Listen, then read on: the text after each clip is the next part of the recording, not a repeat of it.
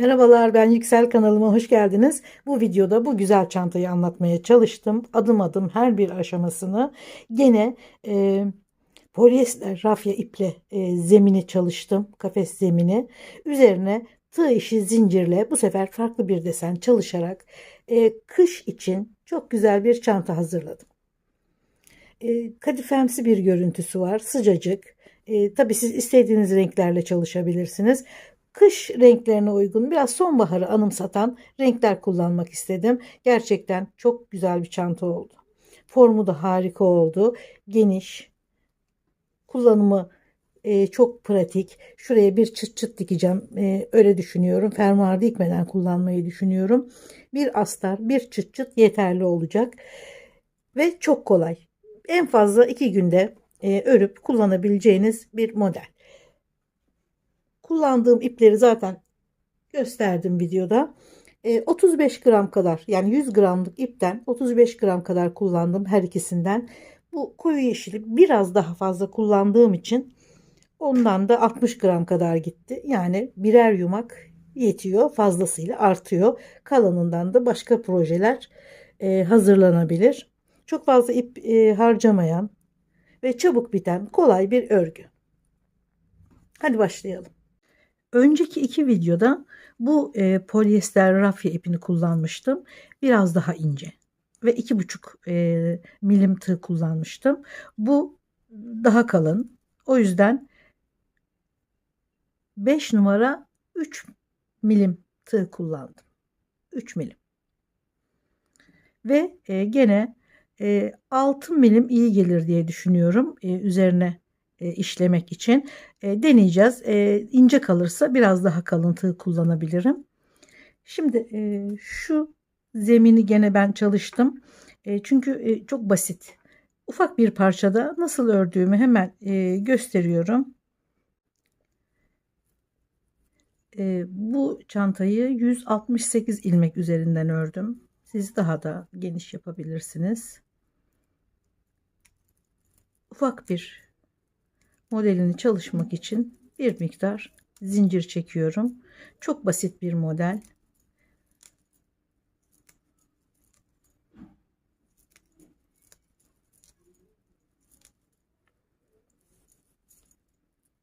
Biraz daha çekeyim.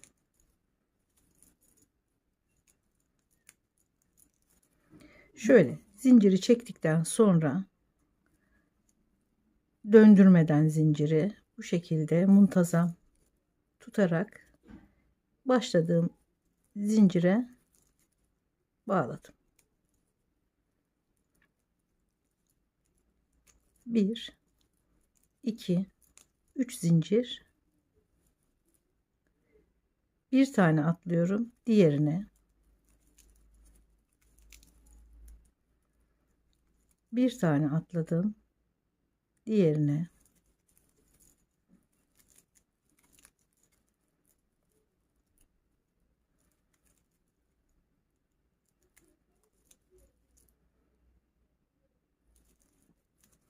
aralarda birer zincir bırakarak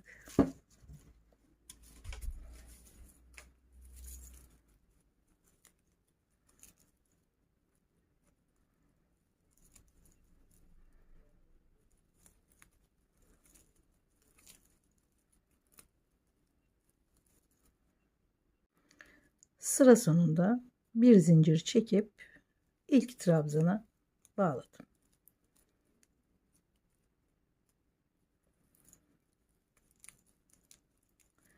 3 zincir trabzanın üzerine.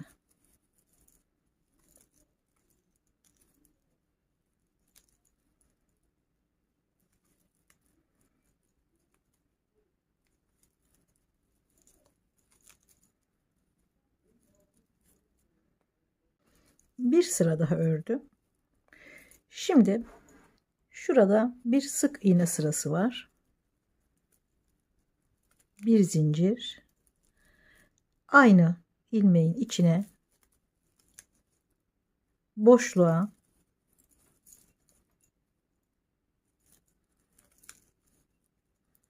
trabzana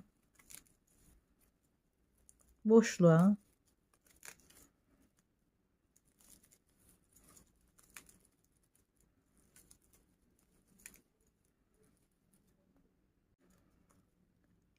başladığım noktaya bağladım. Şimdi sık iğne sırasından sonra şurada ters sık iğne örgüsü var. Bu çantalarda özellikle böyle hasır görünümlü kağıt ip, rafya, kağıt rafyada filan çok güzel duruyor. Gerçekten yakışıyor. Şimdi bu örgüyü örüyoruz. Normalde bu tarafa öreriz ama şimdi biz bu tarafa doğru öreceğiz. Ters sık iğne. Bir tane zincir çekiyorum. Biraz yükseltiyorum ilmeği. Bir tane atlıyorum diğerine.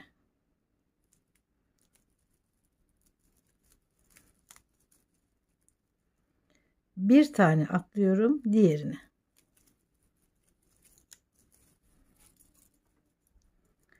Bir tane boş bırakıyorum diğerine.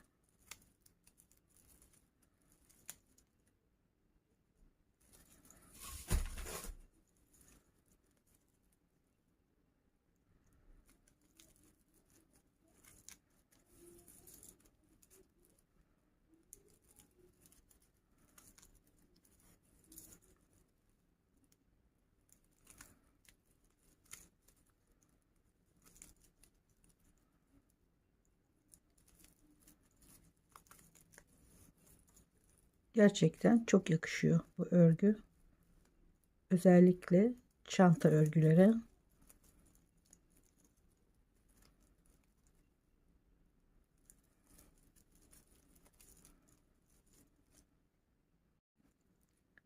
Sonra gene bir tane bırakıp şuraya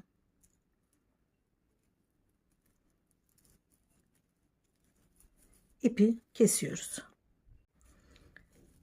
İpi başladığım noktadan içeriye alıyorum ve içeride sağlamlaştırıp kaybediyoruz. Bu şekilde muntazam bir çanta kenarı oldu. Gerçekten hoş duruyor.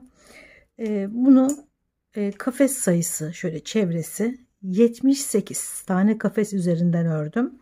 Yüksekliği de 20 sıra. Sadece kafes 20 sıra. Şurayı saymıyorum. Sık iğneleri. Bir de taban ördüm. Tabanı gene burayı nasıl ördüysem aynı şekilde aynı tığ numarasıyla 10 kafes üzerinden 23 sıra ördüm. Ölçü olarak da göstereyim. Bir fikir olur.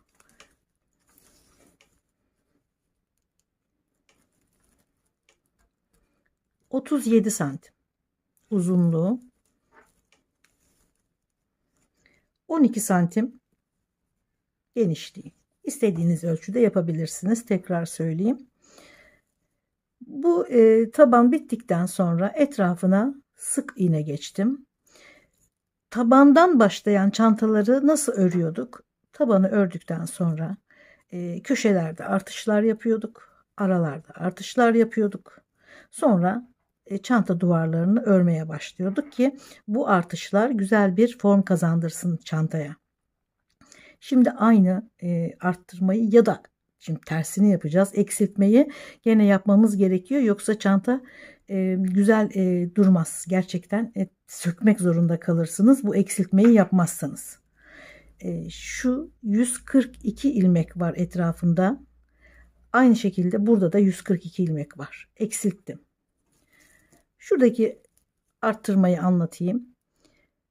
Her boşluğa 2 kere sık iğne örerek devam ettim. Hiç örgünün içine batmadan sadece boşluklara 2'şer tane.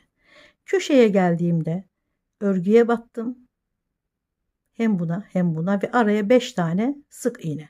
Yani bu 5 tane sık iğnenin ikisi bu kenara, ikisi bu kenara, ortada bir tane arttırma. Hem örgüye battım hem ortada bir tane arttırdım. Her köşede 3 tane arttırma yapmış oldum. Yani 142 ilmek var toplam tabanın etrafında. Burada da şu sık iğneyi örerken burada eksiltmeler gözüküyor zaten. Bir trabzana bir boşluğa, bir trabzana bir boşluğa örerek geldim. Aralarda Trabzanı ördüm. Boşluğa hiç örmedim. Bakın gözüküyor zaten. Diğer trabzana geçtim. Bu şekilde eksiltmeler yaptım. Burada da öyle. Burada hiç sık iğne yok bu boşlukta. Aralarda eksilterek tabanın etrafındaki 142 ilmeğe ulaştım. Birebir aynı ölçüde, aynı sayıda ilmek var şu anda her iki tarafta da. Dikerken tam karşılıklarına gelerek dikeceğiz. Böyle iki parça örmemin sebebi işlemesi kolay olsun diye. Çünkü bunu bütün olarak örersek işlemeyi çok zor yaparız. Hatta yapamayız. Pratik olmaz.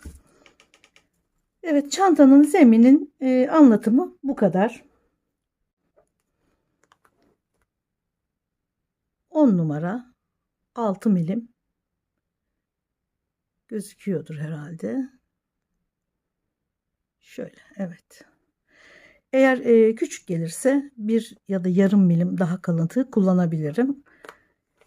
Elimde de bu ipler vardı. Bunları değerlendirmek istedim. Çünkü illa yazlık çanta örmemize gerek yok. Kışın da örgü çantalar kullanılabiliyor çünkü. Neden kışın örgü çanta kullanmayalım? Hem kendi dizaynımız olur, kendi elimizin emeği olur. Hiç kimsede olmayan bir örgü çantası niye kullanmayalım? Bunlar kışlık ipler. Aynı kalınlıkta pamuklu ipler de var. Polyester makrame ipler de var. Bunları da kullanırsak o da yazlık güzel bir çanta olur. Ama şimdi bunu biz kışlık örelim. Biraz ip bilgilerini göstereyim. Çünkü soruyorsunuz. Yardımcı olur belki. Belki aynısını örmek istersiniz. Başka renkleri de var. Akrilik %85, %10 yün, %5 moher. Çok farklı ipler de var. Onları da kullanabilirsiniz. Şimdi şurası çantanın ağız kısmı. Şurası ek yeri. Dikmek için de ip bırakmıştım. İpi şöyle alta alıyoruz.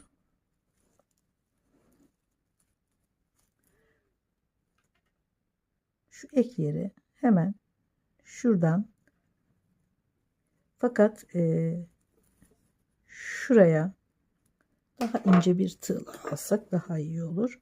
Şuraya bir sabitleyelim ipi. Öteki çantalarda da bunu göstermiştim. Bu şekilde yaparsak daha güzel oluyor. Şuradan bir ilmek alıyorum. Buraya bir sabitliyorum örgünün içine. Şöyle. Buradan da ayarlıyoruz.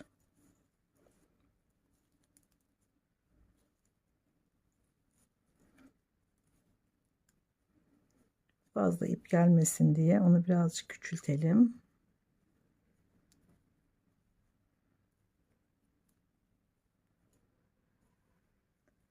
Şimdi buraya sabitledik. Hemen aynı kafesin içine batıyoruz ve içeri alıyoruz. Bakın buraya sabitleyince güzel bir ilmek oluşuyor. Sıkmıyoruz kesinlikle. Şu kafes boyutunda zincirler örüyoruz. Her kafese şu şekilde, bakın biraz çekiyorum, uzatıyorum, öyle örüyorum.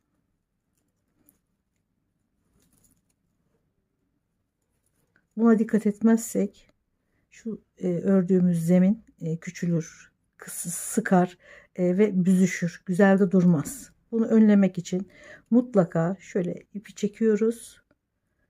Kafes uzunluğunda zincirler. 1, 2, 3, 4, 5, 6. Bu fazla gelir. Şimdi iki tanesini söküyorum. 4 tane yeterli. Şimdi yana geçiyorum. İstediğiniz deseni örebilirsiniz. Şöyle başlıyorum. Bakalım karşımıza nasıl bir desen çıkacak. Tekrar geliyorum.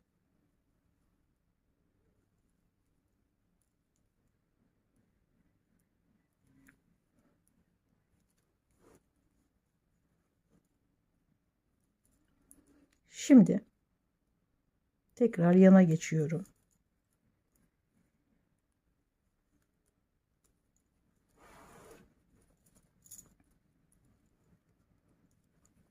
Şimdi bu çekim olduğu için şurada zorluk oluyor. Yoksa şöyle ipi iki parmağın arasında şöyle idare ediyoruz.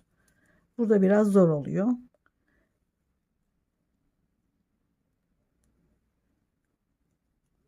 İstediğiniz deseni yaratabilirsiniz. Şunu boş bir tuval olarak düşünün. Üzerine istediğiniz resmi yapabilirsiniz. Şimdi şu hizaya geldim. Bundan 2 tane fazla örmek istiyorum mesela. Şu anda karar veriyorum ne desene yapacağıma. 2 kafes daha fazla ördüm. Dönüyorum.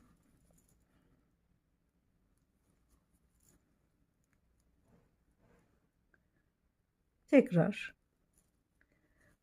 bunu yaparken bu örgüde ya bir alta ya bir yana, ya bir üste ya bir yana. Bu şekilde, yani çapraz çalışmıyoruz hiçbir zaman.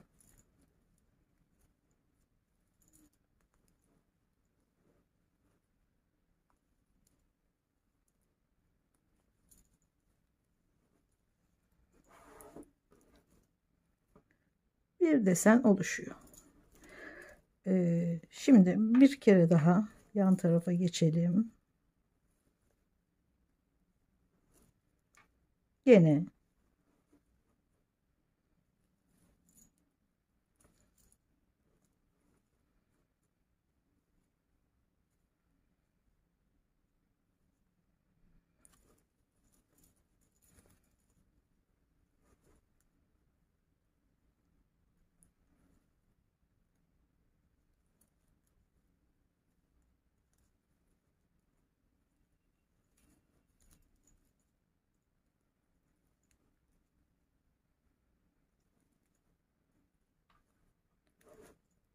şundan 2 kafes daha fazlaydı. İkincisi, şimdi üçüncüyü de bir iki kafes daha fazla örüyorum. Tekrar yan tarafa geçiyorum.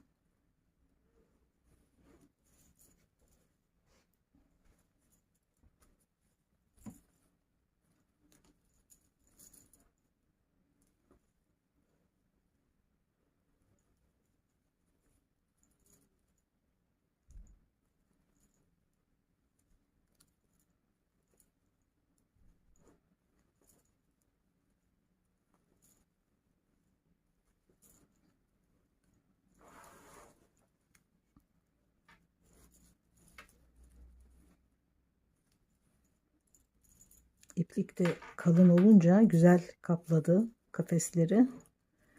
Çok ince iplikleriniz varsa, evde değerlendirmek istiyorsanız 2 kat yapın, 3 kat yapın. O şekilde değerlendirebilirsiniz.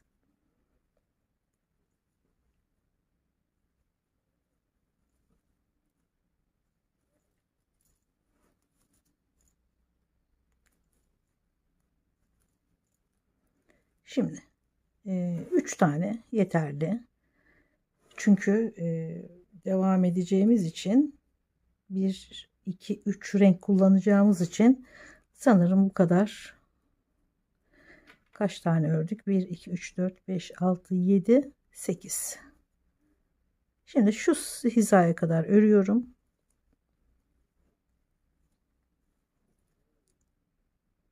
Burada yine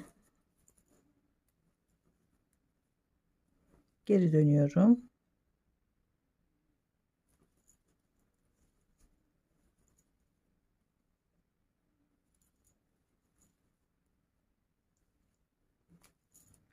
Tığ numarası fena olmadı. Bir numara daha büyük çalışabilirsiniz. Yani 7 milimde çalışabilirsiniz. Bu iplik kaldırıyor bunu. Şimdi şunu da örelim hemen yanına. Bu sefer de böyle bir desen oluştu. Fakat bundan sonra büyük bir çanta başladım. Gene zemin bu şekilde ama daha büyük kafesler, biraz daha büyük ve kare kafesler başladım. Bunun işlemesi de, yani o çantanın işlemesi daha farklı olacak. O da çok şık bir plaj çantası olacak gerçekten. Belki onun şapkasını da yapabiliriz.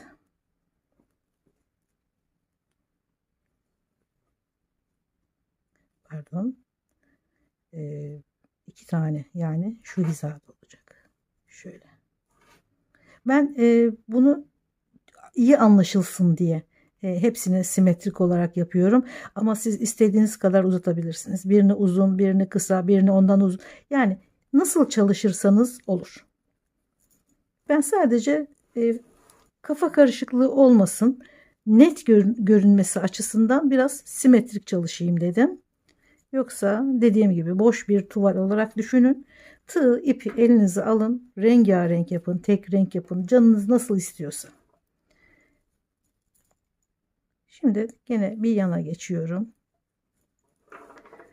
Şuradakini tekrarlıyorum. Gene bu kadar, bu kadar, biraz daha uzun, biraz daha kısa, biraz daha kısa. Şu deseni tekrarlıyorum.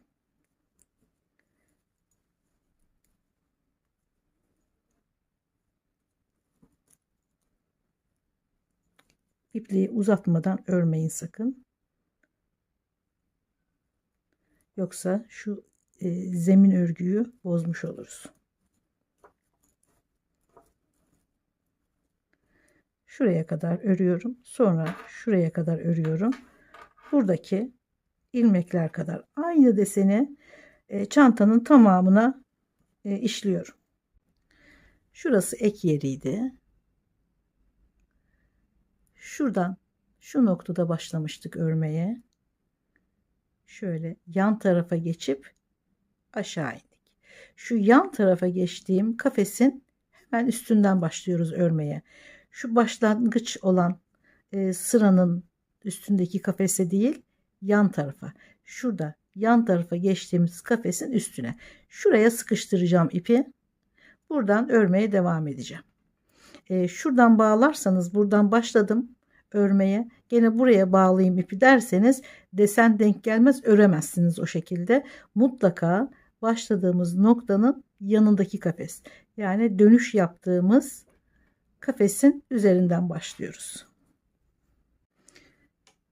İpi hemen örgünün içinden gene geçiriyorum. Bir ilmek oluşturuyorum. Diğer ipler de örgüye karışmasın, tığa takılmasın diye kenarlara aldım şu şekilde. Çünkü örerken çok takılıyor. Şimdi hemen ilk kafesten itibaren 8 ilmek örüyorum.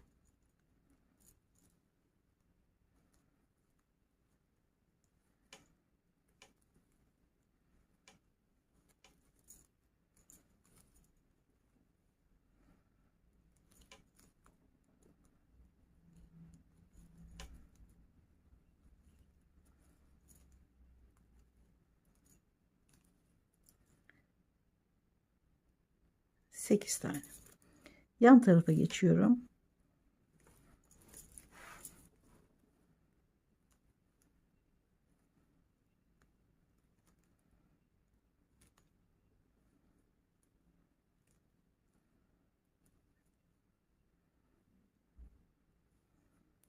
İlmeği uzatarak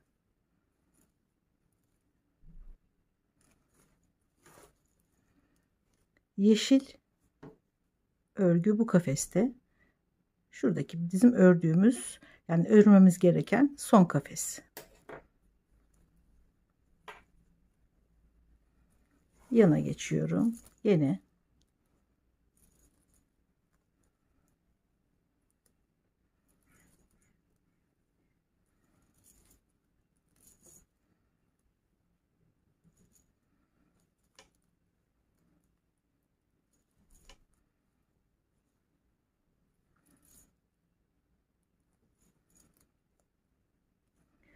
şundan 2 kafes daha fazla örüyorum.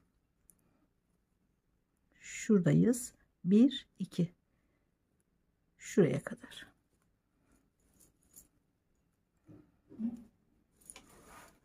Sonra yan tarafa geçiyorum.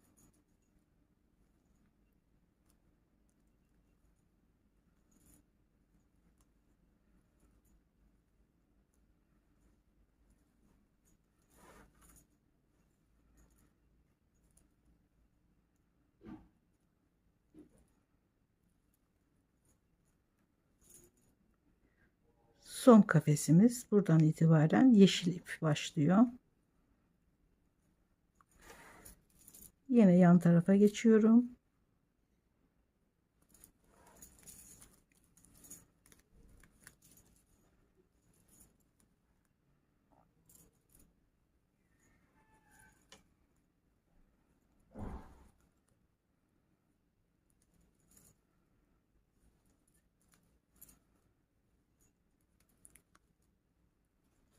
İki tane kafes fazla örüyorum.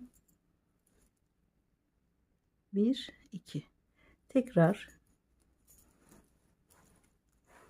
bir yana geçiyorum.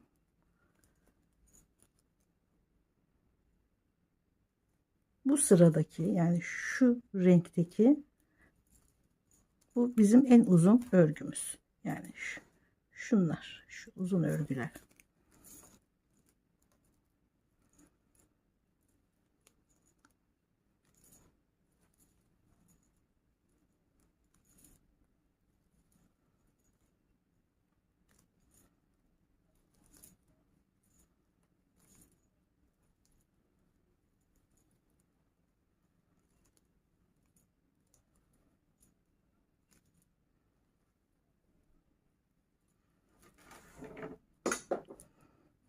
Yan tarafa geçiyorum.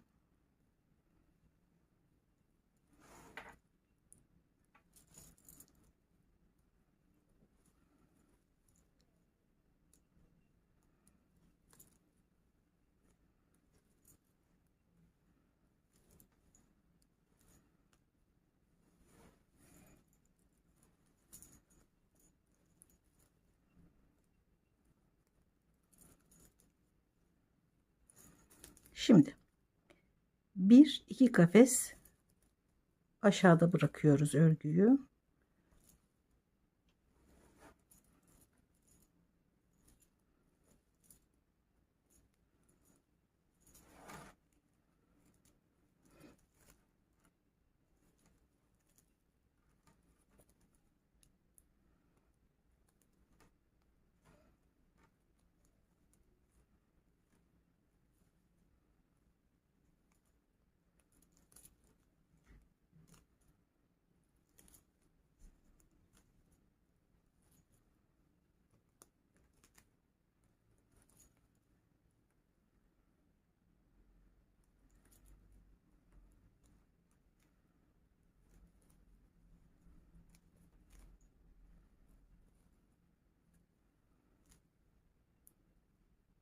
Şurası diğer örgü. Şuraya kadar örüp yan tarafa geçiyorum.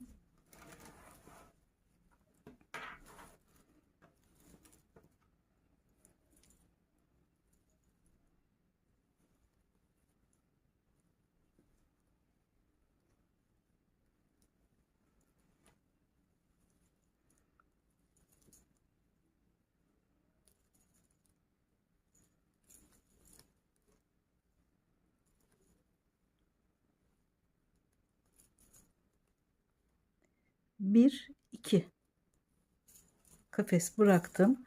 Şimdi şu en kısa örgü, şuradaki gibi uzun, biraz kısa, en kısa. Bu da öyle. Uzun, daha kısa, en kısa. Şuradan dönüyoruz yine buraya kadar.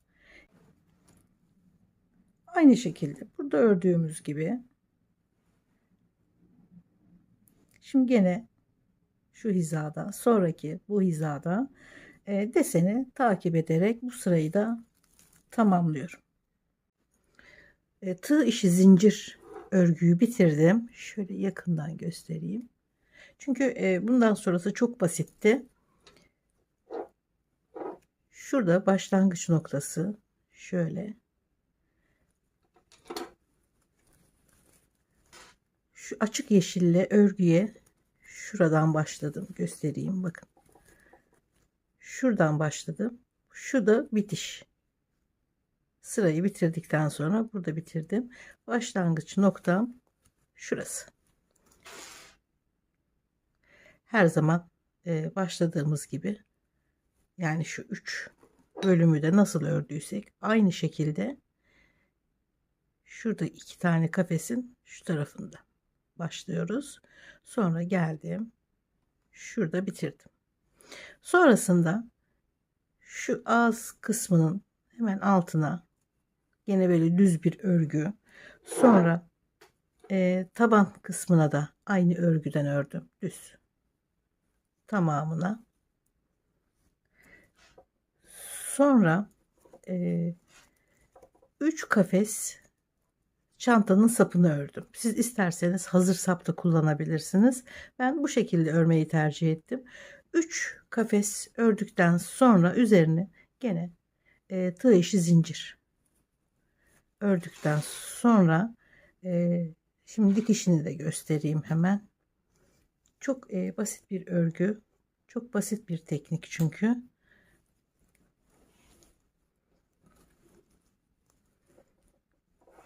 Şöyle göstereyim.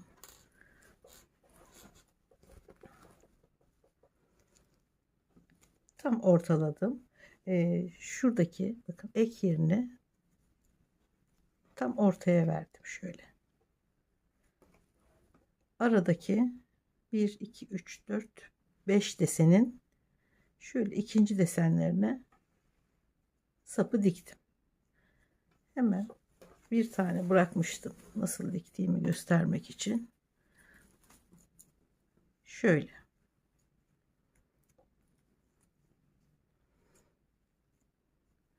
Şuradan içeri alıyorum ipi. Devam ediyorum. En kenardaki şu zemin yani rafya ipinin olduğu hemen dibinden hiç örgünün içine girmeden şu kenarı takip ederek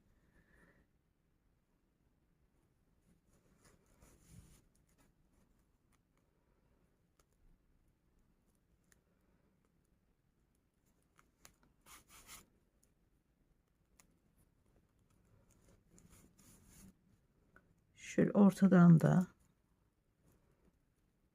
dikiyorum. Çanta sapı tam otursun.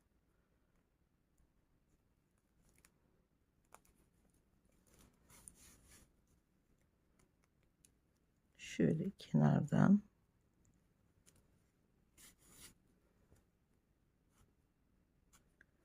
şimdi devam ediyorum.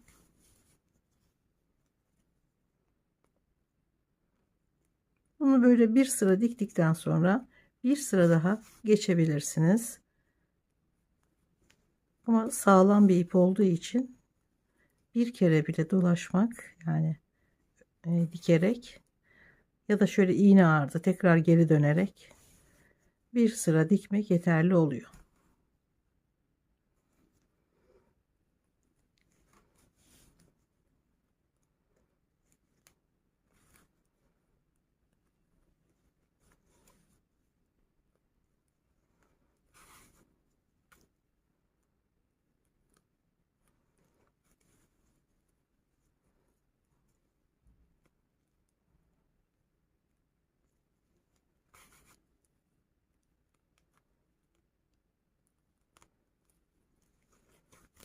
Tam kış renklerine uygun güzel şöyle sıcacık ve kadifemsi bir görüntüsü olan güzel bir örgü çanta oldu.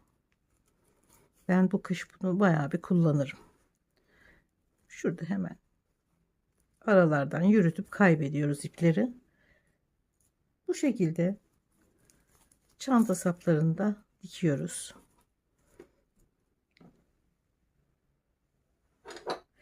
Şimdi şu taban kısmını şurada dikmek için bırakmıştım bu ipi. Buraya da gene zincir işi örüyorum. Ördüm. Tamamen şöyle döne döne bu şekilde. Sonra şu iki kenara da son bir örgü yaptım. Buralarda yaptığım gibi şu kenarlara ördüğüm gibi buralara da ördüm. Bunu buraya şimdi dikeceğim. Zaten ilmek sayısı eşit. Hem tabanda hem bu kenarda. Onları tek tek birbirinin karşılığını getirerek dikeceğim. Gene şu çantanın başlangıç ve bitiş noktası. Örgü işlemelerinde bu şekilde devam etmiştik. Burayı ortalıyorum. Tabanın ortasına getiriyorum. Şu şekilde.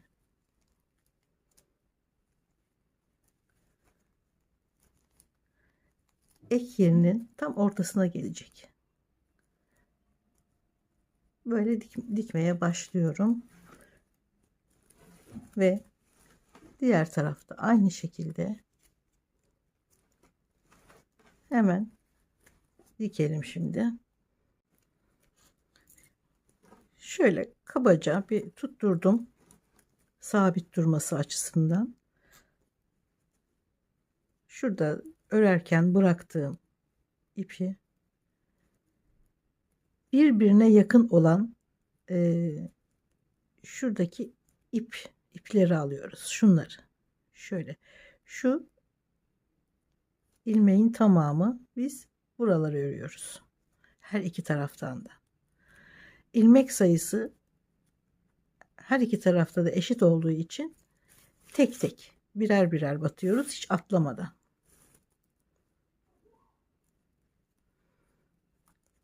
Sonra yanındaki ve yanındaki.